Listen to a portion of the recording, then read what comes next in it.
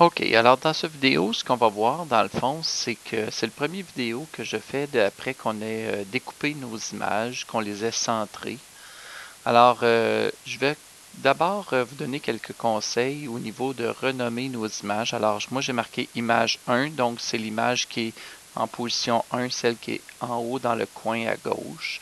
L'image 2, c'est la suivante de façon horizontale, donc c'est celle en haut au milieu. L'image 3 va être située ici. Et c'est de venir dans notre espace de travail ici, venir les ordonner. Donc, je vais mettre l'image 2, image 3 juste à côté, l'image 4 pour qu'on puisse être capable après ça de ne pas toujours les chercher dans notre programmation. Donc, 5, je vais mettre la 6, 7, 8 et l'image principale va se retrouver à la fin. Alors, en les déplaçant comme ça nous fait nos 10 images, donc nos 9 images découpées, puis l'image principale qui est l'image complète. Présentement, il y a de la programmation qui a été faite. Alors, à l'image 1, et ce sera la même programmation pour les images 2, 3, 4, 5, 6, 7, 8. Et l'image 9, elle sera un peu différente parce que vous voyez que l'image 9 n'apparaît pas. Alors, il y a 4 choses qu'on veut voir dans la programmation d'une image découpée. Par exemple, quand le drapeau vert est cliqué, on veut qu'elle soit montrée. On veut que cette image-là ne soit pas cachée. Par contre, à la fin, donc j'ai fait ici l'option quand je reçois fin, qui sera une fonction qui sera appelée à la toute fin du jeu, c'est-à-dire quand la personne aura terminé correctement le casse-tête. Donc, quand je reçois fin, je veux que cette image-là soit cachée, puisque l'image principale, elle, quand on va aller faire sa programmation, on pourrait venir la faire tout de suite. Il y a des choses là-dedans que je n'ai pas encore montrées. Mais ce qu'on peut faire, c'est que quand cette image-là va recevoir fin, donc quand je reçois ici fin, bien, cette image-là, on va faire, au niveau de l'apparence, on va faire montrer. Alors, de sorte que là, on pourrait faire notre premier test, c'est-à-dire envoyons cette instruction-là. Mettons, quand on pèse sur espace ici, on aimerait ça envoyer à tous le mot fin. Alors, c'est comme si, par exemple, quelqu'un avait terminé. On peut faire ça en programmation, se faire une petite fonction qu'on va éliminer après. Alors là, je vais peser sur espace sur mon clavier. Alors, vous voyez, mon image complète apparaît.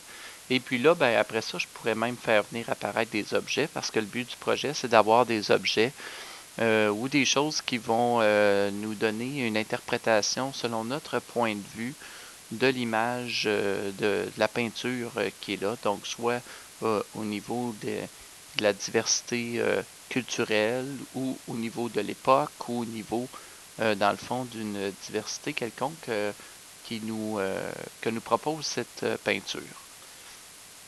Alors, cette option-là, là, quand je pèse sur espace, envoyer fin, à la fin, je vais le mettre au vidange. Là, quand je pèse sur le drapeau vert, présentement, mon image disparaît. Alors, je reviens à l'image 1.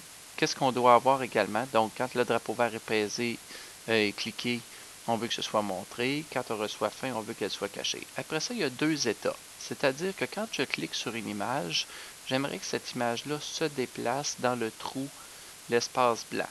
Et évidemment, si je clique sur une image qui n'est pas déplaçable, donc par exemple, si je clique sur cette image-là, ben, tout simplement, on va dire, ben non, on ne peut pas déplacer cette image-là à la personne qui joue. Donc là, présentement, c'est pas ce que j'ai comme fonction. Alors, quand on clique sur une image, je vais revenir à mon image 1.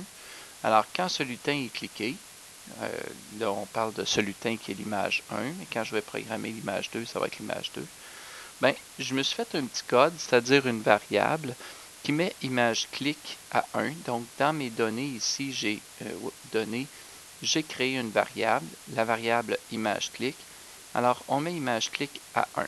Alors, vous voyez, si je fais afficher cette image-là, là, quand je clique sur une image, là, je n'ai pas programmé les autres images, mais quand je vais cliquer sur une image clic va valoir 1 parce que j'ai cliqué sur l'image 1. Évidemment, quand je vais cliquer sur l'image 2, image clic va prendre la valeur de 2. Alors, c'est tout simplement pour dire, dans le fond, à l'ordinateur, quelle est l'image qui est cliquée par la personne pour qu'on puisse déplacer la bonne. Parce que je pourrais cliquer sur cette image-là, c'est-à-dire c'est elle que je veux déplacer, mais je pourrais aussi cliquer sur cette image-là et ce serait elle que je voudrais déplacer également. Alors, quand le solutin est cliqué, image clic vaut 1 et j'envoie à tous la fonction déplacement qu'on verra dans une autre vidéo à quoi va servir cette fonction-là. Évidemment, c'est celle-là qui va faire déplacer les images à ce moment-là.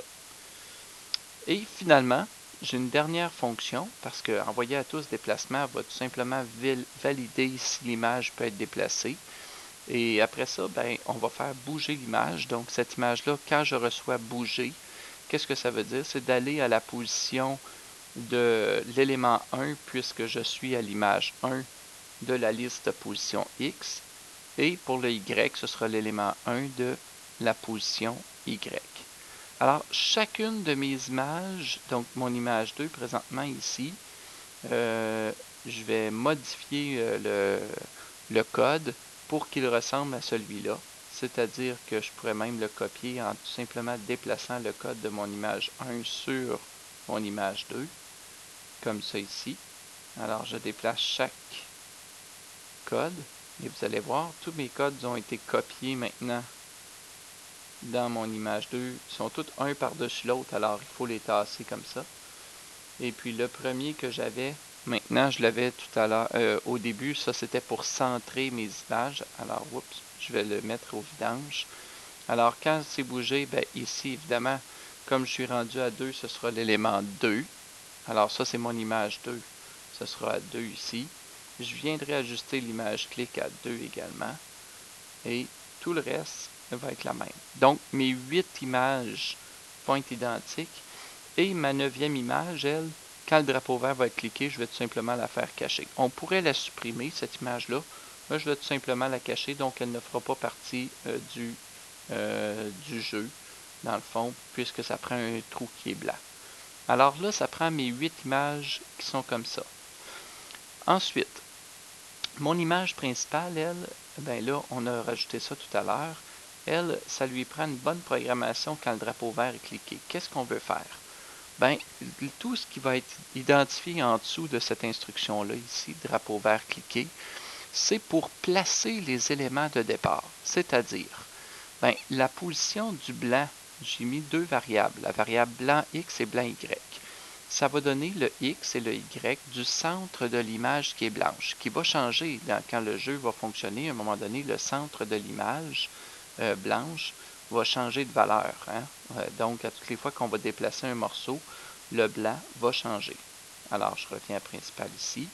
Alors, au début, le blanc, c'est 160 pour la valeur de X et moins 120. Donc, ça correspond à cet endroit-là. Vous voyez que mon curseur, quand je regarde ici, les X et les Y sont près de l'emplacement.